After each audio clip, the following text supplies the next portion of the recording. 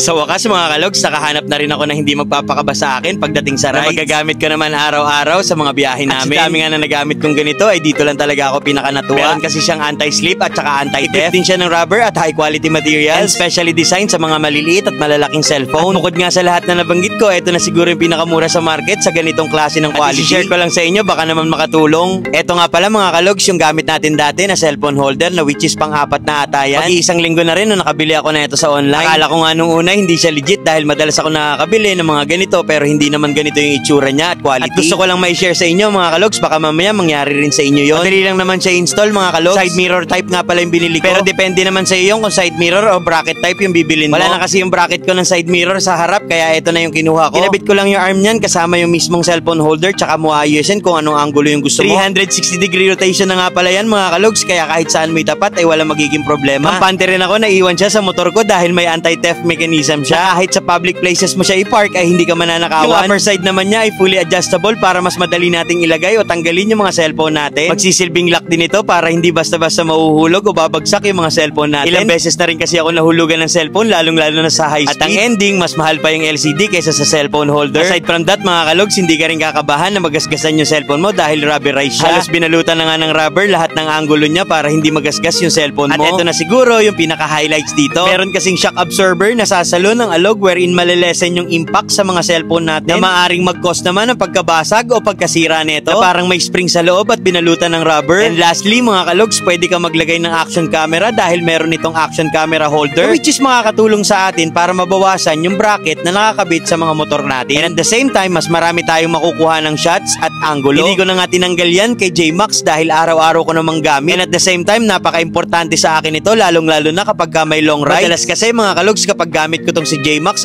nakikinig ako ng music sa cellphone ko. And at the same time, hindi hassle dahil pwede ko siyang i-charge habang nasa biyahe ako. At kapag may pupuntahan ako, gumagamit din kasi ako ng map. Pante rin ako na iwan siya sa motor ko dahil may anti-theft mechanism nga siya. Hindi naman basta-basta mananakaw, wag lang po pwersahin talaga. Pagkakatanda ko nga mga kalogs, around 500 to 600 pesos ito kasama na yung shipping. Ilalagay ko na lang sa comment section yung link kung gusto niyo neto. I-share ko nga lang sa inyo mga kalogs yung ginagamit kong cellphone holder, baka mamaya makatulong sa inyo. Lalong-lalo na yung mga katulad ko na araw-araw na nasa biyahe. At alam ko naman din na hindi lang ako yung nalaglagan ng cellphone, lalong-lalo na sa mga long ride. Hassle talaga dahil magastos magpagawa ng cellphone ngayon. At minsan nga may pagkakataon pang mahablot yung cellphone mo. Katulad nga ng sabi nila, agapan na natin bago pa mangyari. And soon mga kalogs, lalagyan ko rin pala si Jetlogs na ito dahil may mga biyahe tayo nakasama siya. Baka mamaya magtampo, mahirap na. Yun lang mga kalogs, sana nakatulong ako sa inyo. Hanggang dito na lang, it's always been your Jet Gaspar Vlog. Tandaan, hindi habang buhay, ganito tayo.